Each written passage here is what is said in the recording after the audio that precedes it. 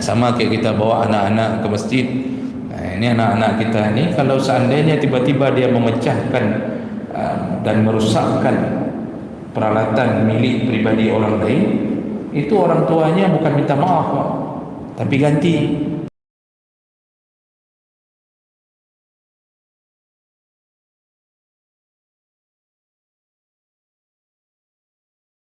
Assalamualaikum warahmatullahi wabarakatuh. Alhamdulillahirabbil alamin. Wa bi ni'matihi tatimmu shalah. Asyhadu an la ilaha illallah wahdahu la syarika lahu wa asyhadu anna Muhammadan 'abduhu wa rasuluhul karim. Allahumma shalli wa sallim ala nabiyyina wa sayyidina Muhammadin wa ala alihi wa ashabihi ajma'in. Amma Rabbi shrah li sadri wa yassir li amri wahlul 'uqdatam min lisani yafqahu qawli. Segala puji bagi Allah, kemudian salawat dan salam kepada Rasulullah, pada keluarga dan seluruh sahabat-sahabatnya yang Allah muliakan, insyaallah. Bapak-bapak, ibu-ibu, jemaah salat maghrib dan isya, kita akan sambung pelajaran kita, yaitu tentang adabul ma'mum, adab ketika kita menjadi makmum. Di pertemuan sebelumnya, sebelum Ramadan, kita sudah membahas beberapa perkara. Di antaranya sebagai pengingat ulang bahwa ketika menjadi makmum, maka datanglah ke masjid dengan keadaan tidak tergesa-gesa, walaupun sudah berbunyi iqamah. Jadi maksudnya jangan berlari, jangan terengah-engah, datanglah dengan tenang. Kalaupun kita masbuk, sesekali masbuk, maka tinggal menyempurnakan berapa rakaat yang tertinggal. Kemudian khusus makmum yang berada di belakang imam itu adalah orang-orang yang dipersiapkan untuk menggantikan imam. Jadi jangan sembarangan mengambil tempat di belakang imam kalau kita tidak siap untuk menggantikan imam. Karena posisi makmum di belakang imam memang adalah orang-orang yang juga paham tentang fikih salat berjamaah. Kemudian disunahkan untuk tidak terlalu cepat berdiri ketika iqamah berbunyi.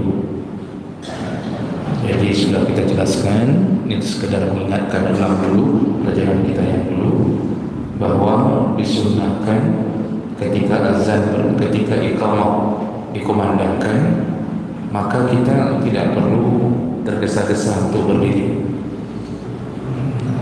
Bahkan lebih utama dalam mazhab Syafi'i, berdirinya setelah selesai iqamah.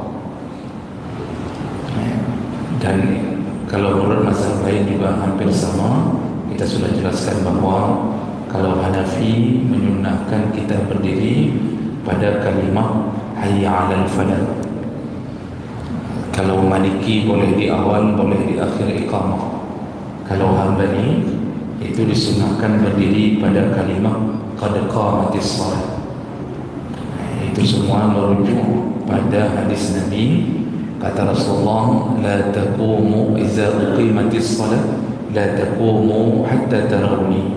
Kalau sudah berbunyi iqamah, jangan kalian bangun dulu sampai kalian melihat aku berada di mihrab. Jadi kita tunggu imam keluar. Kalaupun imam sudah berada di tempatnya, maka lebih utama berdiri di ujung iqamah. Dan kita sudah jelaskan mengatur saf itu nanti setelah berdiri semua, imam baru mengatur saf. Artinya jangan sampai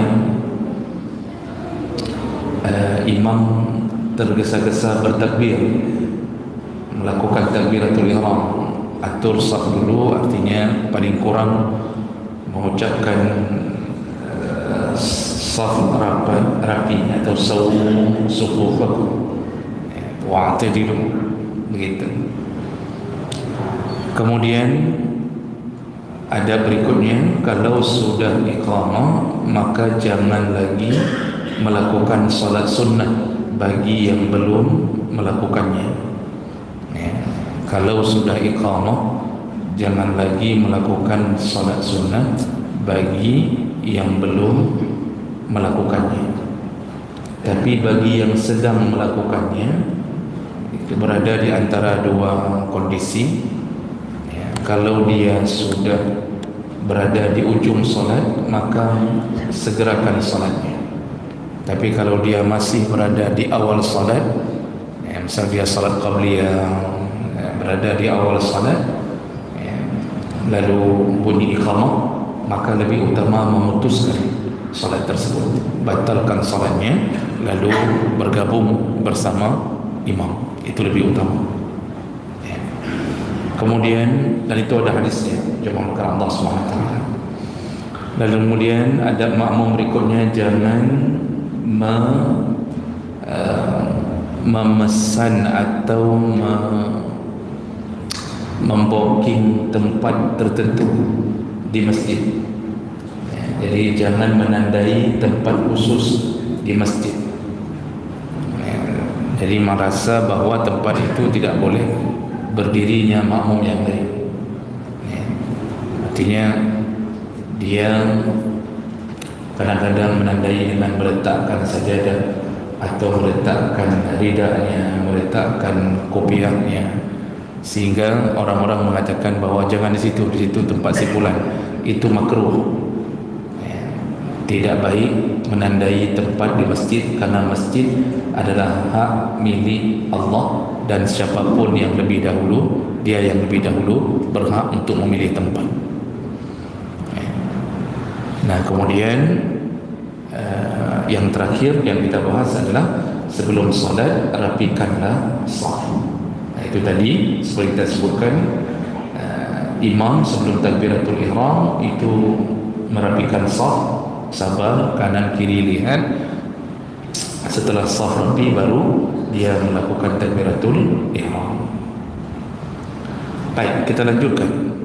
Berikutnya ada makmum berikutnya, yaitu waslu as-sufuf, yaitu menyambung saf yang terputus. Ini menyambung saf ini bisa dalam dua kondisi. Yang pertama, menyambung saf sebelum melakukan saf. Jadi kalau saf masih kosong itu diisi, jadi maju sampai benar-benar rapat. Atau kondisi kedua, saf terputus ketika sedang solat. Bisa saja orang di depan kita tiba-tiba sakit perut atau mungkin kentut, tapi kalau kentut duluan baru keluar, yang kurang ajar. Jadi dia kentut duluan baru dia keluar. Seharusnya sebelum kentut dia sudah keluar, kan? Kadang-kadang kalau kentut duluan dia keluar, tapi kentutnya tidak keluar bersama dia. Itu yang menyakitkan makmum yang lain, kan? Kepedingan kentut ini dalam. Jadi dia batal, otomatis dia keluar dari saf. Maka kosonglah tempat dia berdiri. Apa yang harus dilakukan oleh makmum yang lain? Jangan menunggu lama, itu segera diisi saf yang kosong tersebut. Dan lebih utama orang yang di belakang mengisi ke depan daripada yang kanan tarik ke kiri, yang kiri tarik ke kanan. Karena kalau kanan dan kiri saling mengisi, tetap ujungnya kosong juga. Ya, jadi lebih utama itu yang dari belakang mengisi saf yang kosong di depan. Namun para ulama mengingatkan agar tidak membatalkan salat, maka jangan bergerak banyak. Dan bergerak banyak itu dihitung 3 kali bergerak berturut-turut. Jadi ketika kita mengisi saf di depan, itu 2 langkah lalu berhenti. Jadi langkah yang pertama 1, masuk kaki kedua, di situ berhenti. Walaupun belum sampai ke saf depan, berhenti dulu di situ, sekira-kira 1 rukun salat. Jadi sekira-kira berdiri itu, kalau kita rukuk mungkin butuh waktu sekitar setengah menit, maka kita berdiri dulu sekitar setengah menit. Setelah setengah menit kira-kira begitu, baru kita langkahkan lagi 1 langkah lalu kaki kedua. Jadi kita ini terhindar dari bergerak banyak sebanyak 3 kali berturut-turut. Karena jumhur ulama mengatakan bergerak banyak itu 3 kali. Dan kalau terjadi 3 kali berturut-turut bergerak banyak, maka batallah salat tersebut. Batallah salat. Jadi jemaah melakukan Allah Subhanahu Wa Taala, ini orang-orang yang mengisi saf itu diberi pahala oleh Allah, sekaligus diberi ancaman kalau tidak mau mengisi saf. Rasulullah sallallahu alaihi wasallam menyebutkan dalam hadis riwayat An-Nasa'i Al-Hakim, kata Rasulullah, man wasala saffan wasalahu Allah, wa man qata'a saffan qata'ahu Allah. Barang siapa yang menyambung saf, maka Allah menyambung hubungannya dengan dia. Artinya dia terus berada di dalam rahmat Allah. Allah senang sekali kepada orang-orang yang ketika saf kosong lalu dia mengisinya, maka wasalahu Allah, Allah pun menyambung hubungan dengan dia. Artinya di dalam rahmat Allah. Wa man qata'a saffan qata'ahu Allah. Dan barang siapa yang memutuskan saf, maka Allah pun memutuskan hubungan dengannya. Ya. Barang siapa yang memutuskan saf, maka Allah pun memutuskan hubungan dengannya. Artinya Allah murka, Allah tidak suka kepada orang-orang yang saf di depannya kosong tapi dia berdiri saja. Orang lain mau masuk pun bingung, takut nanti masuk dia pun ikut masuk, sehingga akhirnya kosong sampai selesai salat masih kosong. Ya. Itu dimurkai Allah. Jadi bahasa Allah pun memutuskan hubungan dengannya, itu maksudnya Allah murka. Allah benci kepada orang-orang yang membiarkan saf kosong. Dan di lapangan ini kadang-kadang terjadi, Bapak Ibu yang Allah muliakan. Jadi genging saja, lihat saja begitu, tidak masuk-masuk, dia lihat begitu. Karena yang paling berhak mengisi saf itu dia yang di belakang. Jadi seharusnya dia tidak perlu ragu untuk mengisi ke depan. Tentu otomatis nanti yang di belakang dia juga ikut mengisi. Nah, selama pergerakannya tidak banyak, maka itu tidak mengapa, dan itu perbuatan yang menimbulkan pahala. Nah, jadi jemaah melakukan Allah Subhanahu Wa Taala ini perlu diperhatikan oleh makmum. Ya. Dan ini bukan perkara yang ringan, karena Nabi mengingatkan berulang-ulang masalah ini. Nah, kemudian satu lagi sebagai tambahan pengetahuan bagi kita yang tadi batal salat, batal di tengah salat, itu ketika batal itu tidak wajib untuk menerobos ke belakang, tidak. Ini harus pahami fikih ini.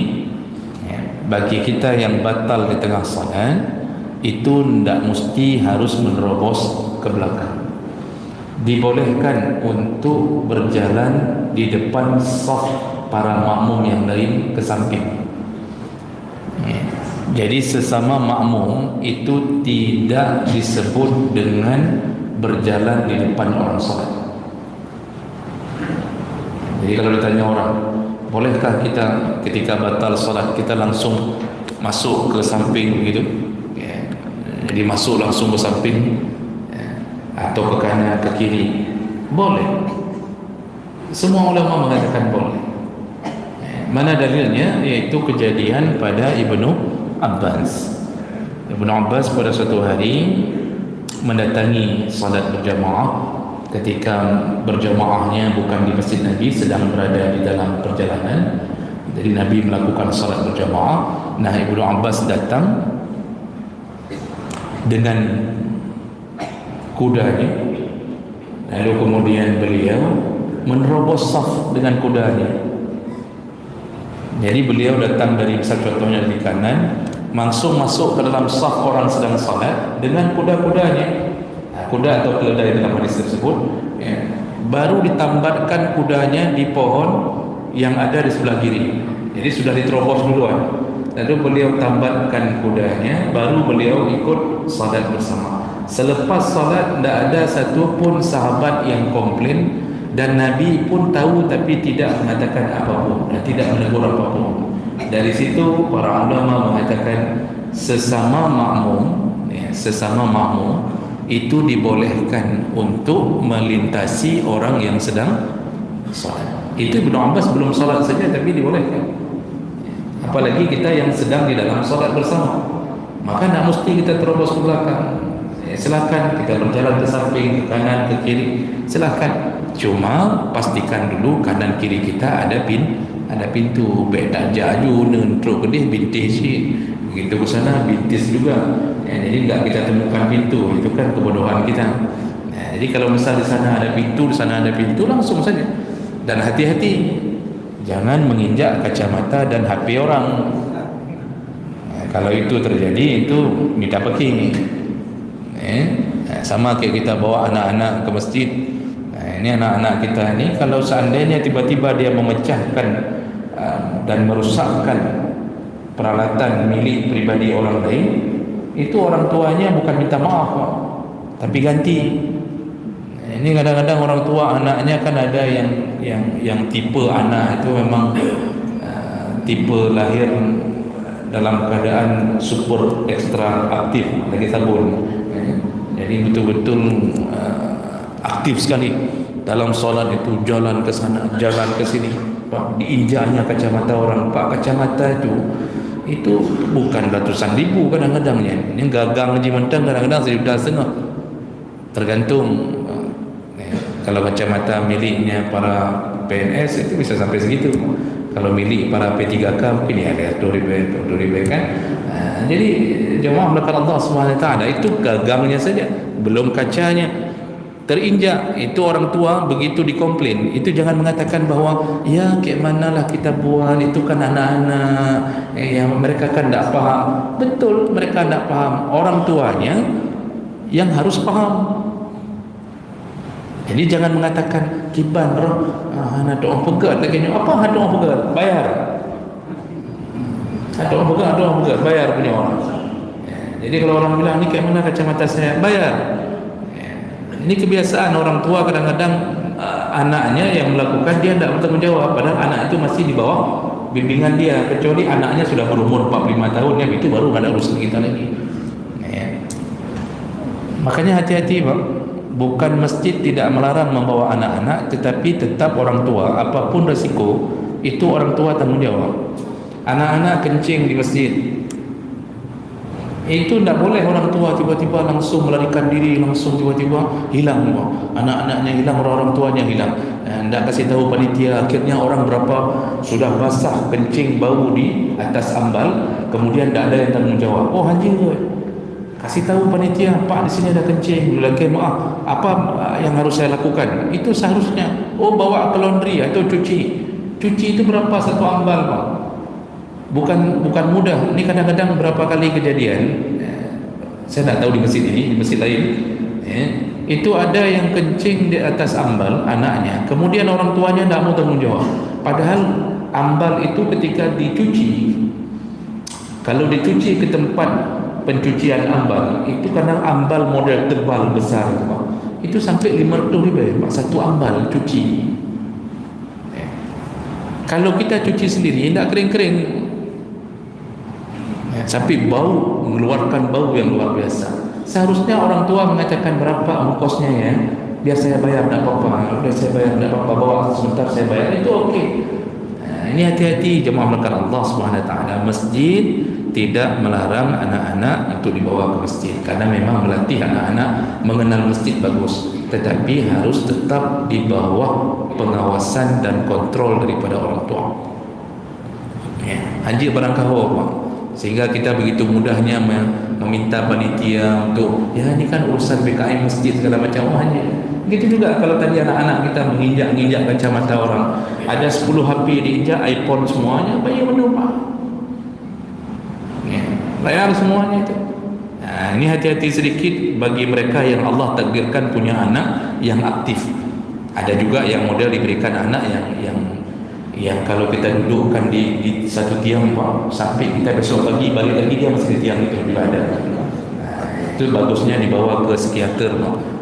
Itu berarti ada otak yang tak jalan itu. Nak duduk ya, jangan buat ribut, betul-betul tak ribut dia, duduk. Kita udah pulang, lupa kita bawa dia kembali, kita datang besok pagi dia masih duduk di situ. Yang itu perlu dibawa ke psikiater untuk dicek otaknya bisa jalan atau tidak. Jadi jemaah melakukan Allah, oleh karena itu jangan ragu menyambung saf, jangan membiarkan saf kosong kalau berada di depan. Dan juga satu lagi, tidak mengapa kalau menerobos makmum ke samping bagi kita yang ingin membatalkan salat, tidak mengapa. Jadi jangan mengira itu sama dengan orang yang melintasi orang salat kalau dia bukan makmum. Memang kalau sudah di luar salat jamaah tak boleh lagi. Ini imam sudah selesai salat, tinggallah makmum yang masbuk. Itu tak boleh kita melewati mereka yang masbuk, karena kita bukan lagi posisinya berjamaah dengan mereka. Itu tak boleh lagi. Tapi kalau sesama yang akan berjamaah atau berjamaah tidak mengapa, dibolehkan. Itu silakan dirujuk ke kitab-kitab fikih. Terakhir,